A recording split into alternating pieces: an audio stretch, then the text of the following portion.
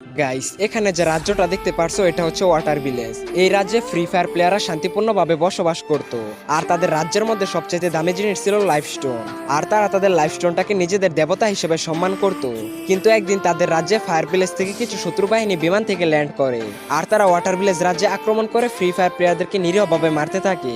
আর এইটা দেখে অ্যাডাম দৌড়ে গিয়ে তাদের রাজাকে সমস্ত ঘটনা খুলে বলে। ঠিক তখনই সেখানে শত্রু বাহিনী চলে আসে লাইফ স্টোনটা নেওয়ার জন্য। আর এইটা দেখে তাদের রাজা আক্রমণ করার জন্য আদেশ দেয়। সাথে সাথে ওয়াটার ভিলেজ এবং ফায়ার ভিলেজের মধ্যে যুদ্ধের সৃষ্টি হয়। আর তাদের লড়াইয়ের মধ্যে দুই পক্ষেরই ব্যাপক সৈন্য মারা যায়। কিন্তু একটা পর্যায়ে ওয়াটার ভিলেজের সৈন্যরা ফায়ার ভিলেজের সকল সৈন্যদের মেরে ফেলে।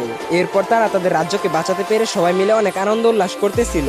ঠিক তখনই ফায়ার ভিলেজ থেকে চলে আসে হয় 444। আর হয় 444 এসে ওয়াটার ভিলেজের সৈন্যদেরকে খুবই ভয়ানকভাবে মারতে থাকে। আর এইটা দেখে সেখানে থাকা সবাই অনেকটাই ভয় পেয়ে যায়, কারণ হয় 444 হচ্ছে একজন ভয়ঙ্কর নিনজা অ্যাসাসিন।